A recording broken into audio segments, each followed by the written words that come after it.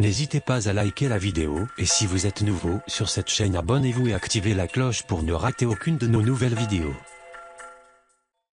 Le point suivant, c'est la détermination. Alors, j'appelle ça un petit peu la résolution, et là, je vais prendre le cas de David et ses amis. Une fois le pourquoi trouvé, il faut être résolu pour achever ce rêve. Alors, quand on dit résolu, ça veut dire que, quoi qu'il tellement déterminé que même si on veut vous brûler là dans la fournaise ardente, vous y allez quand même. Alors ça, c'est ce que j'appelle la détermination. Donc, je prends l'exemple de Daniel et ses amis, et tout le monde connaît un peu l'histoire de la fournaise ardente. Et, tiens, je vous pose une question comme ça. Est-ce que Daniel aussi était dans la fournaise ardente?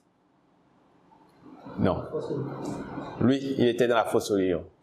Très bien. Donc, il y avait ces trois amis. D'abord, Daniel résolut de ne pas se souiller par les mets délicats du roi, ni par le vin que le roi buvait. Donc ça, il a dit, moi, je ne bois pas de vin, je ne vais pas faire ça, mais essayez de nous tester avec de l'eau et de la salade, vous allez voir qu'on va être intelligent, etc. Bon, il était résolu, c'est ça le mot que j'aime, le verbe résolu. Quoi qu'il en soit, lui, il ne veut pas changer. Donc, il faut tellement être déterminé que rien ne peut nous décourager. Effectivement, le découragement va venir tout de suite. Le découragement va venir tout de suite. Et dans leur cas, c'est que Nebuchadnezzar a fait une fournaise ardente. Il a dit, si vous ne prosternez pas devant ça, et tiens, je vais vous jeter dans la fournaise ardente, par exemple. Dans la fournaise ardente. Et ils ont dit, tu fais ce que tu veux. Nous, on ne se prosterne pas.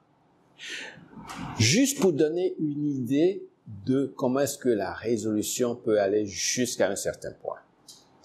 Alors, je raconte une histoire un petit peu pour dire que il faut pas être à moitié résolu. Par exemple, quelqu'un dit, vous savez, moi, je vais jamais voler une banque. Je vais jamais dévaliser une banque. Puis on l'approche, on dit, tu vas jamais dévaliser une banque. Mais tu sais combien d'argent il y a à la banque? Il dit, non, moi, je vais jamais faire un truc comme ça. Et puis on dit, OK, on va dévaliser la banque.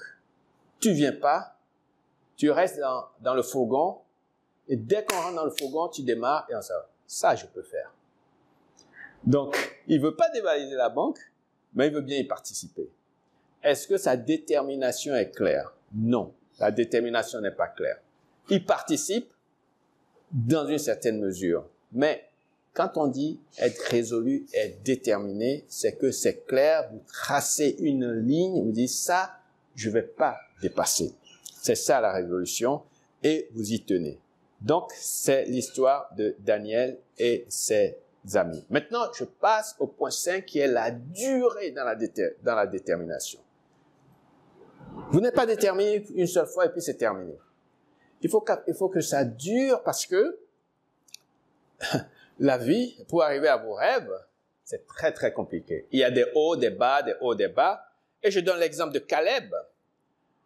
Quand ils ont traversé la mer Rouge, ils étaient 12 espions qu'ils ont envoyés à Canaan pour aller espionner. Les 12 sont venus, puis 10 ont dit, c'est pas un endroit où il faut aller, etc. Il y a 2 qui sont restés, c'est Joseph et Caleb.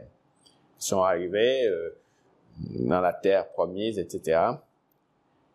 Après, Josué doit conquérir une partie. Caleb avait 85 ans. Et il dit, moi je suis toujours prêt à combattre. Maintenant, voici l'Éternel m'a fait vivre. Il y a 45 ans que l'Éternel parlait ainsi à Moïse lorsqu'Israël marchait dans le désert. Et maintenant, voici, je suis âgé aujourd'hui de 85 ans. Je suis encore vigoureux comme au jour où Moïse m'envoyait. Je suis encore vigoureux aujourd'hui. J'ai autant de force que j'en avais alors. Soit pour combattre, pour sortir, soit pour rentrer. Vous voyez, à 85 ans, il est aussi fort qu'à 40 ans et veut toujours combattre. Alors, spirituellement, socialement, émotionnellement et physiquement, vous devez être toujours prêt à combattre pour pouvoir atteindre votre objectif ou vos rêves. Et souvent, on dit, je suis essoufflé. J'ai pas envie de continuer. Et quand on regarde ce qui se passe autour, on se rend compte que le pourquoi n'est pas là, le rêve n'est pas clair, la détermination est là, mais puisque on commence à être fatigué physiquement, émotionnellement, on a un contrôle fiscal qui a vidé la caisse, on est déjà drainé financièrement, donc on est drainé émotionnellement, donc on ne continue pas ses activités physiques, socialement, on évite les amis et on ne continue pas la course. Et alors, il y a ce qu'on appelle la spirale négative qui commence à se pointer. Et pour reprendre ça, il faut beaucoup d'énergie encore, il faut remettre encore beaucoup d'énergie pour essayer de remonter. Mais si les lignes sont très claires, la motivation est là, vous vous entourez des gens qui peuvent vous supporter, ça veut dire qu'ils peuvent vous soutenir, en anglais on dit to support, qui peuvent vous soutenir, vous aurez toujours de l'énergie. Vous aurez toujours quelqu'un qui va vous accompagner pour courir ou pour faire de l'exercice physique. Peut-être que spirituellement, vous allez à la mosquée, vous faites vos prières, vous allez à l'église, vous faites ce que vous faites spirituellement, vous lisez ce que vous lisez, pour être toujours apte, parce que vous savez pourquoi vous faites ça. Et c'est pour ça que j'ai mis le pourquoi avant les détails, les pratiques, parce qu'on va voir les pratiques, on va voir comment constituer une équipe, quel type de personnes vous devez avoir dans votre équipe pour vous aider, on va en parler. Mais si vous ne savez même pas pourquoi vous allez chercher ces personnes, eh ben, ils vont pas venir. Si votre rêve n'est pas là, très haut, vous pouvez aller voir quelqu'un qui peut vous aider à faire ça, mais il regarde ce rêve, il dit, moi, ça m'intéresse pas, c'est trop petit, ce truc. Donc, tout ça, d'une certaine façon, est lié lorsqu'on va venir sur les il y a 4 types de personnes que vous devez avoir dans vos équipes. Si vous les avez pas dans vos équipes, ça va pas réussir. Ça va pas réussir. Mais ces 4 types de personnes ont leurs exigences qui ne sont pas pareilles. Donc, on va en parler.